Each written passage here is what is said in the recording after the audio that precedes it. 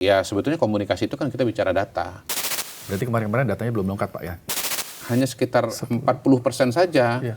dari murid kita yang duduk di kelas dengerin guru belajar sampai perutnya kenyang. Bagaimana caranya pemerintah ini Ya. menenangkan masyarakat yang saat ini sedang khawatir?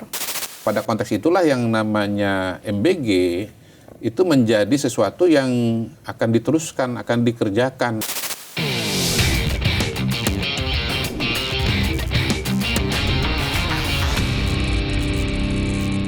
Assalamualaikum warahmatullahi wabarakatuh, Sobat iNews dimanapun Anda berada. Kali ini Bikin Terang kembali hadir bersama Anda. Dan saya Rizky Hasan, ada rekan saya. Reni Arumsari. Dan Reni, hari ini kita akan membahas beberapa hal. Betul. Salah satunya adalah bagaimana pemerintah memberikan komunikasi Betul. yang terbaik untuk semua program prioritasnya kepada rakyat. Nah, bagaimana komunikasi terjalin dan terdeliver program-program prioritas ini, tentunya harus ada orkestratornya. Betul sekali, Nah, Rizky. orkestratornya siapa? Mereka adalah Badan Komunikasi Republik Indonesia. Dan sudah hadir bersama kita Kepala Bakom RI, Bapak Muhammad Kodari.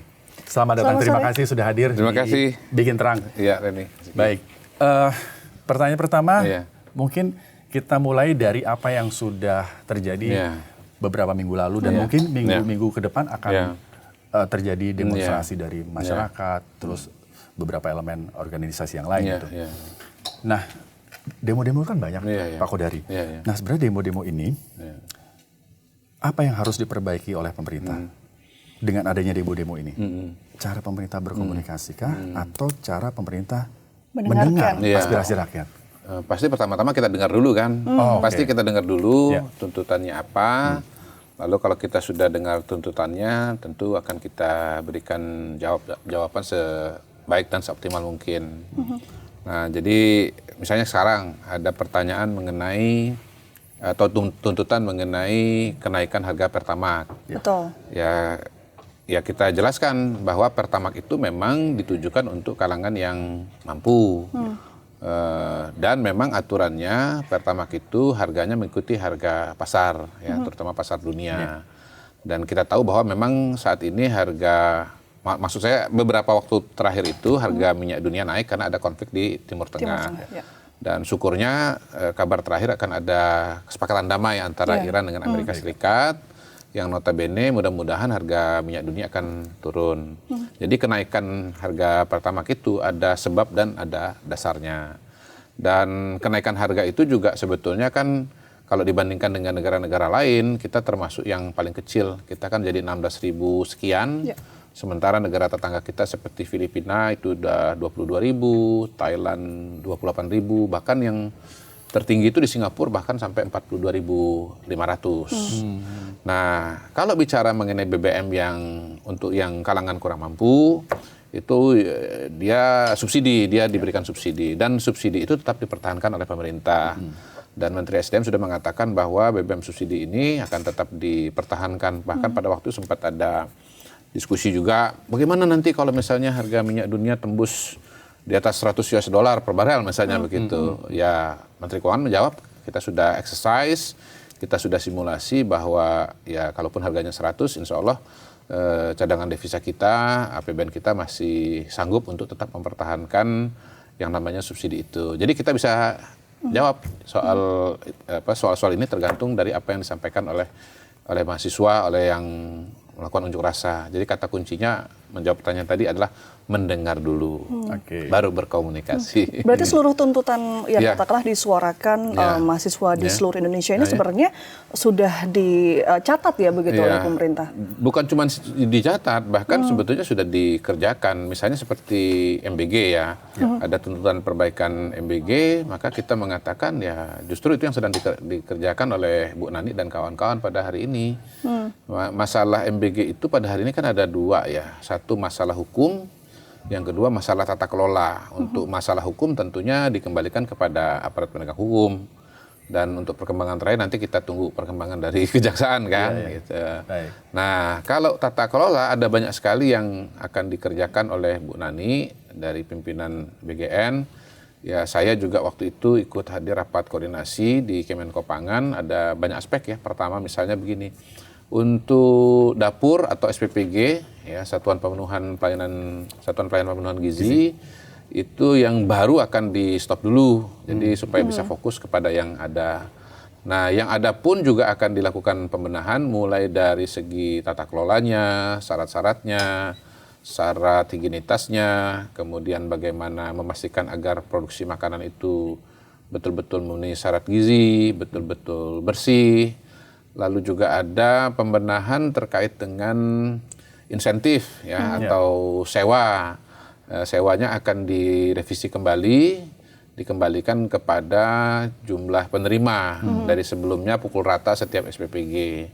Jadi dulu pada awalnya sebetulnya berdasarkan jumlah penerima, tetapi kemudian jumlah penerimanya mengalami dinamika, tidak semuanya 3.000, tergantung keadaan, ada yang 2.000, ada yang 2.500. Nah, ketika itu insentifnya tetap pukul rata walaupun ya jumlah penerimanya berbeda. Nah, sekarang mau dikembalikan. Jadi nanti tiap SPPG itu akan ada angka yang berbeda untuk insentif karena didasarkan kepada jumlah penerima yang juga berbeda. Ditambah lagi dalam meningkatkan kualitas akan ada grading. Jadi SPPG ada yang kategori A, ada di bawahnya ada B, ada lagi C. Mungkin yang tidak sanggup C ya nggak dilanjutkan. Kalau mahasiswa kan kalau nilainya di bawah berapa IPK-nya turun kan, DO kan, bisa DO kira-kira begitulah, bisa DO. Jadi ada perbaikan dari tata kelola. Kemudian refocusing untuk penerima. Jadi ke depan akan diprioritaskan untuk mengejar jumlah pelayanan bagi 3B, kategori penerima manfaat 3B. Ibu hamil, ibu menyusui, dan balita. Lalu juga akan ada refocusing untuk segera shifting yang baru-baru itu lebih fokus kepada daerah terpencil atau disebut 3T itu. Jadi ya kalangan-kalangan yang tinggal atau SPPG yang ada di daerah terpencil itu akan lebih diprioritaskan untuk dibangun ketimbang daerah katakanlah perkotaan yang notabene ya yang nomor 1 tadi itu sudah cukup padat dan karena itu akan dievaluasi. Jadi banyak sekali perbaikan dan perubahan yang akan dilakukan dan tentu saja berkaitan dengan pengadaan-pengadaan juga pasti akan ada perbaikan ya karena sekarang wakil kepala BGN kan salah satunya Ibu Agustina Arumsari. Sebelumnya menjabat sebagai wakil kepala BPKP, Badan Pemeriksa Keuangan dan Pembangunan. Dan notabene sebetulnya evaluasi kemudian proses hukum yang terjadi itu diantaranya berdasarkan masukan dan informasi dari BPKP selain PPATK. Jadi Bu Sari ini orang yang tepat, beliau yang menemukan masalahnya masuk ke situ nanti untuk membereskan masalah itu. Dan informasinya dijadikan juru bicara ya di BGN. Iya. Salah satu yang baru juga terakhir pertemuan BGN dengan DPR memberikan masukan atau saran agar Ibu Sari yang menjadi jubir. Mungkin terkait dengan pembenahan-pembenahan yang ada, Bu Sari punya datanya. Jadi ketika ditanya apa yang mau dilakukan pembenahan, ya beliau tahu masalahnya di mana dan sudah punya rumusan solusi untuk mengatasi masalah tersebut. Baik. Nah, bicara soal MBG ini menarik ya. Betul. MBG, ya let's say ada sebagian orang, banyak mungkin yang menentang keras, kita dihentikan MBG. Tapi sebagian lain, kalau kita bicara soal daerah 3T, saya kemarin sempat ke Sumba, memang mereka membutuhkan. Ya kita nggak boleh tutup mata soal itu. Nah, apa pelajaran komunikasi yang paling berharga, Pak Kodari, yang diperoleh pemerintah dari perjalanan program MBG ini? Kan banyak protes sekali itu. Iya, pertama begini, memang ada jarak antara gagasan atau antara idealita dengan implementasi. Jadi satu gagasan sudah kita rumuskan, pimpinan rumuskan, presiden rumuskan dalam visi dan misi, ketika dia diturunkan ke lapangan itu ada banyak pemikiran, ada banyak gagasan, dan pada tataran eksekusi tambah satu lagi itu ya bisa terjadi penyimpangan. Gitu.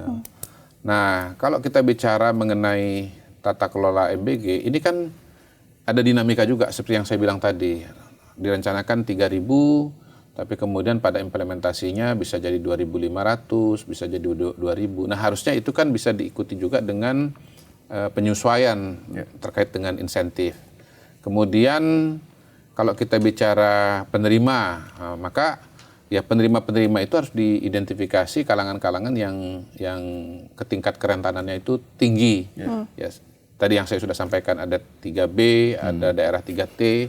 Nah, mungkin itu juga bisa diatur prosesnya supaya segera terpenuhi kalangan-kalangan yang rentan ini supaya jangan terjadi kesenjangan. Kemudian mengenai komunikasi, ya sebetulnya komunikasi itu kan kita bicara data. Jadi data itu disampaikan, lalu kemudian dari situ dipilih channel-channelnya, sebanyak mungkin channel, disampaikan apa adanya, insya Allah pesan itu akan sampai. Gitu. Berarti bisa dibilang penerimaan manfaat ini jadi salah satu prioritas evaluasi ya? Pasti. Jadi penerimaan manfaat adalah salah satu yang menjadi perhatian dari pimpinan bagian yang baru. 3T dan 3B karena memang program MBG ini ditujukan untuk meningkatkan kualitas fisik, kualitas gizi, kualitas kesehatan dan kualitas otak ya dari generasi muda Indonesia. Pak Menkes pernah mengatakan kepada saya bahwa kalau MBG ini berjalan dengan optimal, maka 70%, 75% masalah kesehatan di masa yang akan datang itu bisa diatasi karena gizi yang bagus pada usia dalam kandungan atau usia balita. Dan tentunya kita sebagai bangsa kan ingin juga bahwa kualitas SDM kita punya daya saing yang tinggi. Yang antara lain ya mungkin fisik yang lebih bagus, lebih bugar.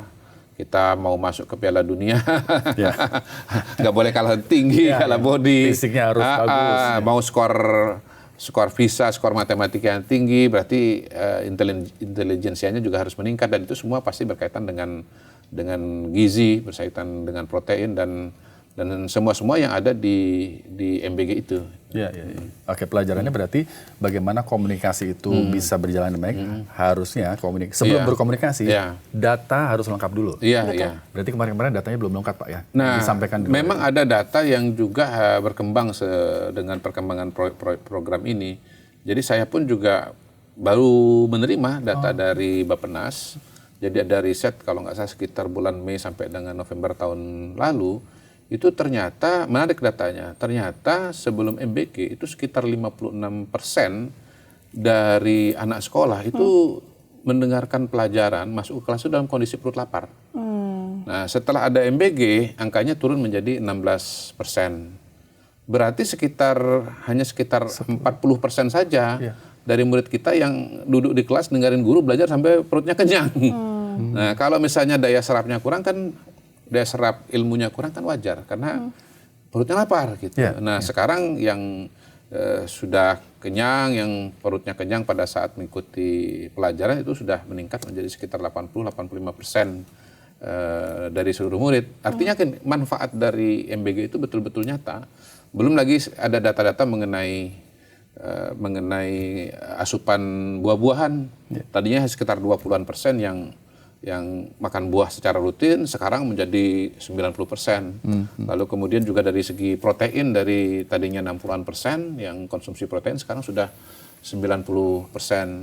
Lalu ada juga yang menarik bahwa sebetulnya sekitar 90% dari vendor itu mengalami peningkatan omset. Jadi MBG ini kan bukan hanya mengenai masalah pemenuhan gizi, tetapi di dalamnya juga ada mata rantai ekonomi. Ya, ada efek ekonomi yang juga signifikan. Dan sekitar 60 itu supplier dari UMKM lokal, lalu kemudian berapa puluh itu dari koperasi dan yang dari besar, vendor besar atau provinsi hanya sekitar 14%. Jadi sebetulnya MBG itu berdasarkan riset dari Bappenas ini punya daya dongkrak ekonomi yang signifikan. Nah, informasi ini yang sekarang ini begitu saya dapat, wah kayaknya ini bagus untuk disampaikan dan sekarang ini saya ceritakan. Oke. Baik. Nah menarik. Sekarang kita bicara soal Gen Z nih, Pak Modari. Gen Z ini kan sekarang ya Ren ya, Gen Z itu mereka kelompok masyarakat yang paling kritis juga nih terhadap bagaimana kebijakan pemerintah. Nah, apakah pemerintah sekarang sudah punya pendekatan komunikasi atau inovasi supaya bisa menjangkau Gen Z atau generasi yang muda itu, supaya pesan-pesan atau kebijakan-kebijakan, program-program prioritas itu tersampaikan ke Gen Z gitu? Pasti kita menyadari bahwa lanskap media sekarang udah nggak sama dengan zaman saya masih kecil dulu ya. Beda dengan 20-30 tahun yang lampau. Sekarang selain pers, selain media massa, juga ada yang namanya media sosial. Bahkan media massa pun juga sebagian sudah masuk ke media sosial. Contohnya ini iNews kan pers tapi juga punya platform, punya program, punya channel di media sosial. Jadi kita menyadari bahwa untuk kalangan muda cara mereka mengkonsumsi informasi itu sudah mengalami perubahan.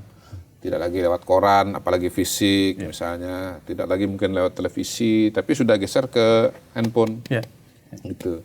Dan kalau udah bicara handphone, kita bicara satu sumber informasi lagi, yaitu media sosial. Karena itu komunikasi dari Bakom, dari pemerintah, dari kita semua, nggak cukup hanya untuk lewat jalur-jalur pers, tapi juga lewat jalur-jalur sosial media. Sekarang sudah ada yang namanya homeless, ada yang namanya Instagram selebgram, ada yang namanya TikTok, influencer, gitu. Ada yang namanya influencer. Itu semesta komunikasi yang memang membuat komunikasi pada saat ini menjadi lebih kompleks dibandingkan dengan sebelumnya, lebih cepat juga dibandingkan dengan sebelumnya. Karena itu cara kita berkomunikasi juga harus lebih beragam. Ada strategi khusus nggak Pak untuk supaya menjangkau semua kalangan? Ya khususnya berarti harus ada yang paham juga. Jadi nggak cukup hanya skill press release gitu, tapi juga harus punya kemampuan untuk membuat konten, membuat klip, ya, membuat istilah kita tuh explainer. Jadi kita punya satu produk yang namanya explainer. Jadi beberapa program-program pemerintah, terutama yang baru-baru dan kompleks itu kita buat dalam format yang lebih mudah dikonsumsi, yang namanya explainer. Monolog ya, explainer itu ya kayak klip ya, tapi dia menjelaskan satu kebijakan atau satu fenomena dengan pendekatan yang saintifik ya. Biasanya yang menyampaikan ahli-ahli ekonomi kita, ahli kebijakan publik kita. Teknokrat kita, itu mudah-mudahan bisa menjangkau segmen yang baru ini. Gen Z. Bukan cuma Gen Z sekarang, sudah ada Gen A lagi. Gen Alpha. Dan sudah mulai mengakses media sosial itu Pak. Ada tantangan nggak yang dialami gitu oleh Bakom? Ya pertama, ya tantangan tentu ada ya ke dalam dan keluar. Yang tantangan pertama tentu informasi begitu banyak sebetulnya, apa yang dilakukan oleh pemerintah begitu banyak. Nah, kita komunikasi dengan KL, kita meminta untuk bisa menunjuk juru bicara, bukan cuma 1, bahkan 3, supaya kalau ada kebutuhan menjelaskan informasi di media dan permintaannya lagi banyak, itu bisa disiapkan. Termasuk juga dibuat lapisan, Bakom juga siap membantu, kantor staf presiden juga siap membantu, narasumber, itu untuk kebutuhan di dalam. Kemudian yang tidak kalah tantangannya juga adalah karena Presiden Prabowo kan membawa suatu paradigma baru dalam penanganan, dalam transformasi bangsa, khususnya untuk penanganan ekonomi. Jadi kita menjelaskan bahwa misalnya ya Koperasi Merah Putih itu payungnya ada di konstitusi, ada di pasal 33 bahwa perekonomian disusun sebagai usaha bersama atas azas kekeluargaan. Jadi pelaku ekonomi di negara kita ini kan ada 3, ada swasta, ada BUMN, dan ada koperasi. Nah, Pak Prabowo mengingatkan bahwa koperasi itu adalah salah satu sokoguru ekonomi Indonesia dan itu diperlukan untuk membantu masyarakat di pedesaan, mulai dari memotong mata rantai pasokan, kemudian membuat harga menjadi lebih terjangkau, memastikan suplai barang-barang esensial seperti misalnya gas melon itu juga nyampe ke masyarakat dengan harga yang bagus. Lalu juga koperasi diharapkan menjadi off-taker bagi produk-produk yang ada di masyarakat, termasuk yang di pelosok. Beliau sering memberikan ilustrasi bagaimana misalnya ya mangga Indramayu begitu ya, kalau nanti lagi musim ya itu bisa ditampung dulu oleh koperasi ya, kalau misalnya belum bisa dikirim untuk mengatur supply, bisa disimpan dulu di gudang, termasuk juga ya, koperasi kan punya gudang ya, itu juga bisa berfungsi untuk ketahanan pangan, terutama dalam situasi dan kondisi-kondisi yang tidak terduga, entah bencana alam, entah perang. Kita ini kan hidup di era yang penuh ketidakpastian. Betul. Jadi waktu Presiden Amerika Serikat Donald Trump datang ke China, Presiden China itu Xi Jinping, beliau mengutip teorinya itu yang namanya Thucydides trap itu atau jebakan Thucydides. Jadi kita lihat bahwa China kan semakin berkembang sebagai suatu negara kuat ya, atau hegemon gitu. Nah, sementara Amerika Serikat sebagai kekuatan yang lama, hegemon yang lama itu mungkin saja merasa terancam. Ya.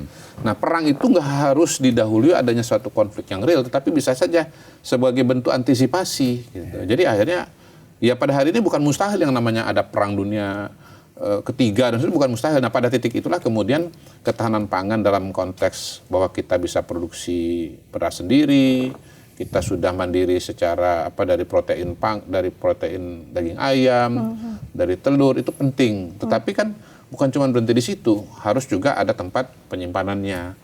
Dan kacamata presiden kan jauh sekali, karena kita negara kepulauan, maka setiap pulau itu harus punya kemampuan self-sustain.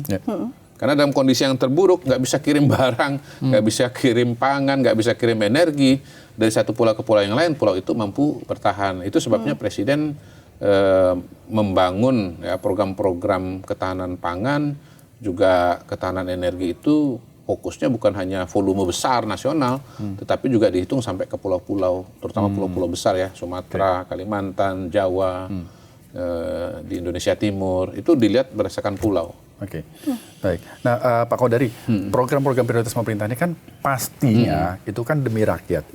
Berarti itu program yang bagus. Gitu ya. Nah, bagaimana kemudian membangun komunikasi untuk menyampaikan bahwa program itu bagus, tapi kemudian tidak dicap atau dilabeli sebagai sebuah sekedar pencitraan. Karena kan selama ini begitu ada pemerintah ngomong pencitraan nih gitu. Ya, pertama berikan data, yang kedua berikan perspektif, dan disampaikan dengan cara yang mudah dimengerti dan mudah dipahami. Kami yakin bahwa kalau data diberikan, perspektifnya diberikan, komunikasinya juga bisa dipahami oleh masyarakat, maka kesan-kesan atau tudingan-tudingan pencitraan itu tidak akan terjadi. Gitu. Kan bicara data, bicara real. Misalnya begini, kalau kita bicara sekolah rakyat, memang sekolah rakyat itu betul-betul diterima oleh mereka-mereka yang desil 1, desil 2, kalangan yang paling miskin. Ya, tinggal tunjukkan aja datanya, siapa yang menerima. Kasih aja contoh siswa-siswanya. Mereka tinggal di mana, misalnya tinggal di Bantar Gebang, tinggal di pelosok, ya rumahnya sangat memprihatinkan, kondisi ekonomi orang tuanya juga memprihatinkan, mungkin anak-anaknya banyak gitu. Lalu anak-anak itu masuk ke sekolah rakyat, mereka diberikan fasilitas pendidikan yang bagus, pakai seragam yang bagus, sepatu, diberikan laptop, lalu mereka makan sehari 3 kali, tinggal di asramanya bagus. Kalau saya yakin bahwa kalau before and after itu ditunjukkan, maka masyarakat akan mengerti, akan paham dan akan mendukung suatu program. Itu salah satu ilustrasi yang paling nyata ya, ada di sekolah rakyat. Oke. Dan itu menjadi tugasnya Bakom untuk menjelaskan kepada salah masyarakat. satunya tentu tugas bersama, tetapi salah satu tugas yang kita lihat perlu dikomunikasikan secara lebih jadi kami di Bakom mencari cara agar program-program prioritas pemerintah itu bisa menjangkau, dimengerti oleh seluas mungkin masyarakat Indonesia. Gitu. Ya, berarti harus ada satu metode yang bisa menjangkau seluruh rakyat Indonesia. Misalnya televisi ya, karena memang sampai hari ini di luar media sosial, televisi adalah media yang daya jangkaunya itu paling merata di seluruh Indonesia. Kemudian harus audiovisual. Harus audiovisual. Beda dengan tulisan kan, kalau cuma tulis saja si Budi misalnya atau si Joko ya, orang tuanya hidup dalam keterbatasan, saudaranya ada 4, pendapatan 1 bulan 1 juta untuk menghidupi 5. Kan beda kalau ada gambarnya. Kondisi rumahnya sangat memprihatinkan, atapnya bolong kalau hujan banjir. Nah, kalau ada audiovisualnya kan tentu lebih mudah diterima, begitu kan, ada istilah gambar lebih berbicara gambar lebih berbicara, atau one picture speak 1,000 word lah. Jadi kita harus memahami logika komunikasi dasar seperti ini. Karena itu kami memikirkan suatu metode komunikasi program-program presiden ini yang bersifat audiovisual, yang bisa dimengerti dan dipahami dengan cepat. Di sisi yang lain tadi, kita nggak bisa cuma masuk ke televisi, tapi juga harus masuk ke media sosial. Karena realitanya sekarang ya masyarakat sudah mengkonsumsi informasi dengan lewat media sosial, terutama kalangan yang generasi usia lebih muda. Itu kira-kira ilustrasinya. Baik, saya ada pertanyaan terakhir, dan mungkin Reni ada pertanyaan lain. Ya. Ini kan banyak aspirasi tadi, seperti pertanyaan awalnya. Betul. Mendengar dan kemudian berkomunikasi. Iya. Ini kan banyak aspirasi. Bakom tentu menyerap dan mendengar juga apa yang menjadi aspirasi masyarakat. Ya. Kemudian dikumpulkan. Nah itu apakah kemudian diinformasikan ke Presiden? Ya. Polanya seperti itu atau bagaimana? Ada dua hal ya untuk program-program prioritas, terutama yang menjadi visi misi dari Presiden. Kalau hemat kami itu sudah jelas. Kan Presiden dipilih membawa suatu visi misi yang merupakan satu paket dengan coblosan masyarakat. Nah, masyarakat Indonesia mayoritas memilih Pak Prabowo. Dan itu artinya mandat kepada Pak Prabowo dalam 5 tahun ini untuk menyelesaikan masalah bangsa sebagaimana beliau rumuskan, beliau pahami, dan termasuk juga implementasinya.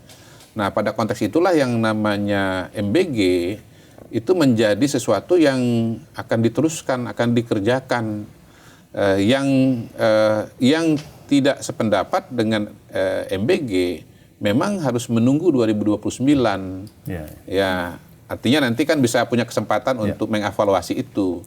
Misalnya dengan memilih calon yang lain yang tidak setuju dengan MBG misalnya. Ya, demokrasi begitu. Ya, demokrasi kan begitu. Itu ruang demokrasi. Demokrasi yang manifestasi demokrasi kan ada di situ. Kalau puas atau senang pilih, nggak puas, nggak senang ya jangan dipilih gitu. Nah, tetapi untuk yang sifat-sifatnya teknokrasi seperti tadi soal insentif, soal kualitas gizi, soal kualitas SPPG, tentu itu sangat terbuka untuk diperbaiki. Nah, kalau untuk soal-soal yang lebih kontemporer, tentunya kita akan berkomunikasi dengan Bapak Presiden. Untuk masalah ketahanan energi misalnya, Presiden sudah punya rencana besar. Beliau sudah mengidentifikasi bahwa kita lemah dalam ketahanan energi karena faktanya dari 1,6 juta liter kebutuhan sehari itu 1 juta kita impor gitu. Berarti harus ada cara yang sistematis untuk mengurangi ketergantungan. Ada banyak cara ya. Pertama, misalnya beliau memproyeksikan agar solar kita dicampur dengan kelapa sawit ya, dengan solar ya, biosolar ya. Biosolar 50%. Indonesia merupakan produsen dari kelapa sawit ya. Kemudian bioetanol. Dari tebu, dari sumber-sumber yang lain, dari singkong. Nah, ini dikejar teknologinya. Nah, supaya kita tidak impor banyak terkait dengan solar. Yang kedua, kalau kita bicara untuk memasak. Selama ini kan kita pakai metode atau pakai cara gas. LPG gitu. Sementara LPG kita impor juga. Produksi kita bahkan lebih kecil lagi, dan impor LPG itu subsidinya lebih besar lagi daripada bensin. Karena itu dipikirkan cara-cara untuk bisa melepas ketergantungan dari LPG. Nah, tentu dicari bentuk gas yang lain, atau misalnya batu bara diubah jadi dimethyl ether misalnya. Atau misalnya beralih kepada kompor listrik gitu. Termasuk juga mengurangi ketergantungan kepada bensin, kepada Pertalite, pada Pertamax. Pakai mobil listrik gitu, karena listriknya itu kan bisa diperoleh dari sumber-sumber yang ada di Indonesia. Misalnya PLTA, pembangkit listrik tenaga air, pembangkit listrik tenaga surya, pembangkit listrik tenaga angin, atau bahkan batu bara, karena kita punya batu bara banyak sekali. Gitu. Mungkin terakhir ya Pak, ini kan adanya demonstrasi di Jakarta dan di berbagai wilayah daerah di Indonesia itu kan sebenarnya menunjukkan bahwa masyarakat ini khawatir dengan ketidakpastian global yang terjadi. Bagaimana caranya pemerintah ini menenangkan masyarakat yang saat ini sedang khawatir? Ya, pertama dari survei ya, sebagai instrumen yang teruji ya untuk melihat situasi dan kondisi di masyarakat. Itu terakhir survei dari Poltreking 72% kan masih puas ya. Ada beberapa persen yang tidak puas. Tentu yang tidak puas ini juga warga negara dan berhak untuk dijawab kekhawatirannya. Nah, beberapa kekhawatiran misalnya terkait dengan situasi dan kondisi ekonomi kan juga bisa dijawab selain dengan langkah publik, tetapi juga dengan komunikasi. Misalnya kalau terkait dengan kondisi ekonomi, fundamental ekonomi Indonesia masih sangat kuat, pertumbuhan kita 5% lebih, kemudian inflasi kita juga masih dalam rentang yang wajar 3%. Kalau normal itu kan 2-4%. Terus kemudian juga cadangan devisa kita bisa sampai 5-6 bulan, sementara standarnya cuma 3 bulan. Perbankan kita juga kuat. Perbankan kita ini kan berbeda dengan 98. Dulu perbankan kita nggak prudent, jadi kecukupan modalnya sangat kurang. Kalau sekarang kecukupan modalnya itu sangat dikontrol. Lalu kemudian juga ada yang namanya lembaga penjamin simpanan, LPS gitu. Jadi nggak perlu khawatir tuh bahwa kemudian wah nanti duit saya kabur, krisis bawa kabur atau hilang gitu, nggak perlu lagi khawatir seperti itu. Nah memang ada penurunan untuk kemarin nilai saham misalnya, kurs saham, lalu kemudian nilai tukar juga melemah. Itu elemen psikologis. Nah itu pun tetap diambil langkah-langkahnya. Misalnya nih OJK meletakkan pengawas di link room perbankan kita. Agar bisa memperhatikan, mencatat perdagangan falas, khususnya US dollar. US dollar itu kan bukan cuma sekedar mata uang, dia juga komoditas. Memang pemerintah sudah mengatur agar ada pembatasan penukaran US dollar itu kalau tanpa dokumen itu maksimal 25.000 US dollar per bulan. Tetapi kan trading yang terbesar sesungguhnya kan ada di perbankan gitu. Nah dengan ada tindakan yang nyata maka ya tentu ini salah satu action ya di luar action yang lain. Maka kurs rupiah kita kan terus membaik gitu. Ya apalagi sekarang dengan adanya sinyal perdamaian antara Iran dan Amerika, insya Allah juga nilai tukar akan membaik gitu. Karena apa? Karena kebutuhan US dollar kita akan berkurang. Begitu kita membeli minyak sama 1 juta, tapi harganya $70 dibandingkan $100 kan kita perlu US dollar jauh lebih banyak gitu. Dan ketika penuh ketidakpastian dan Amerika memberlakukan suku bunga tinggi, ya dolar coming home kan gitu kan. Rame-rame pindahin sana bunganya tinggi, kita pindahin aja ke sana aja, duit dolarnya kan keluar. Lalu misalnya pemerintah juga membuat kerjasama bisa aja dengan Cina itu ya setahu saya tuh Bank Indonesia membuat yang namanya itu bilateral currency swap. Jadi perdagangan itu nggak harus pakai dolar, bisa pakai mata uang masing-masing gitu. Nah itu kan mengurangi kebutuhan kepada US dollar. Tapi yang jelas dalam beberapa hari ini kan nilai tukar kita sudah menguat, sudah sekitar 17.000 sekian berapa, kemudian juga saham juga sudah mulai rebound, tadinya 5.000 sekian, sekarang udah 6.200-an. Artinya pemerintah pasti tidak tinggal diam, pemerintah tidak tone deaf, pasti ingin memberikan yang terbaik bagi masyarakat, bagi perekonomian Indonesia. Dan keberpihakan Bapak Presiden kepada rakyat Indonesia itu sangat kuat dan sangat jelas. Oke, baik. Terima kasih Pak Kodari sudah hadir di Bikin Terang. Semoga saja semakin terang begitu ya Sobat Ines ya. Kondisinya ya. Tapi ada yang menarik gitu ya. Program pemerintah itu bagus. Akan tidak bagus kalau bagaimana menyampaikan atau komunikasinya tidak terdeliver dengan bagus ke rakyat. Nah, sekarang Badan Komunikasi Republik Indonesia di bawah Pak Kodari, kita berharap komunikasi program-program pemerintah semakin bisa mudah terserap oleh masyarakat. Betul. Gitu ya Pak ya. Sesuai dengan judul acara ini ya. Program pemerintah harus dibikin terang. Oke. Baik, terima kasih. Adanya Bakom. Jangan adanya Bakom. Terima kasih Pak Kodari. Terima kasih banyak Pak Kodari atas waktunya. Baik, terima kasih Sobat Ines. Demikian Bikin Terang kali ini. Saya Rizky Hasan. Saya Reni Arabsari. Terima kasih dan sampai jumpa.